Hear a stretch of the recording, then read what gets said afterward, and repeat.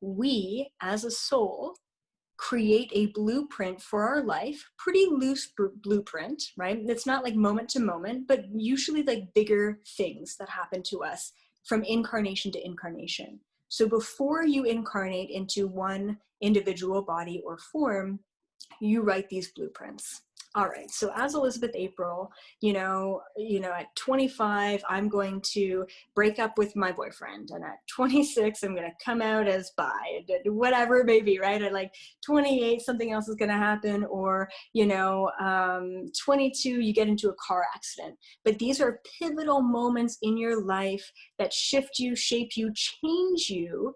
And ultimately, people are like, oh, destiny's so great. But typically, destiny and fate is a lot of negative stuff, right? It's the challenges in our life. And someone would be asking, and I've gotten this question a lot from a more religious community, which is, why would God have so much suffering in the world, right?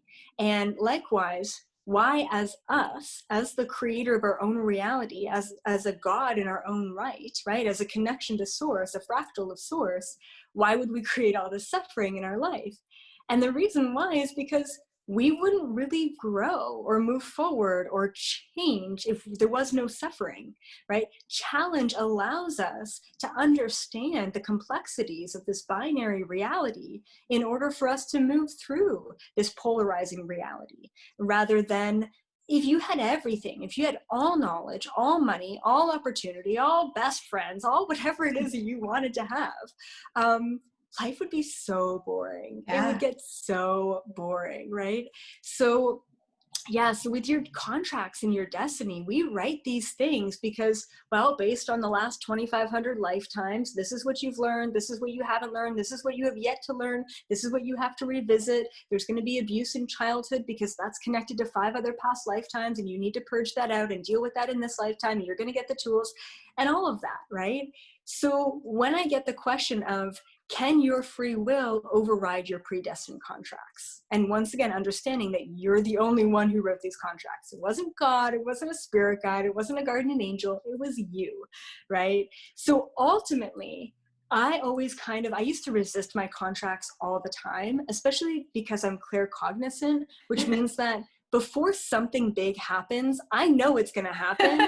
So I'm like, no, not today. I don't know. This doesn't feel right. I don't really want to get into a car accident today. So, and so like, I know how to move the pieces around.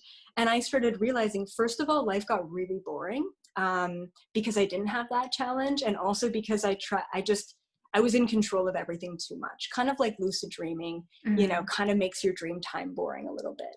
And so, yeah, so now I've really given this honor to my predestined contracts in this way that me, without an ego, without a human, right, without a mind, without any sort of limitations, I knew what was going to be best for me in this lifetime to move forward as quickly as possible. So I don't want to know the future nowadays. I want to let things play out. I want to go through my challenges. I want to go through my contracts. I want to learn my lessons.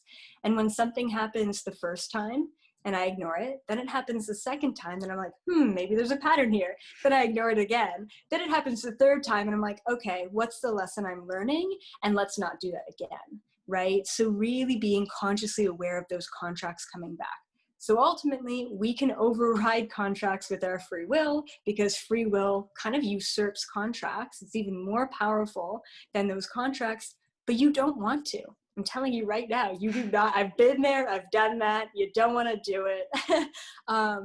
It really takes away from the whole point and purpose and existence of us being a human right here at this time.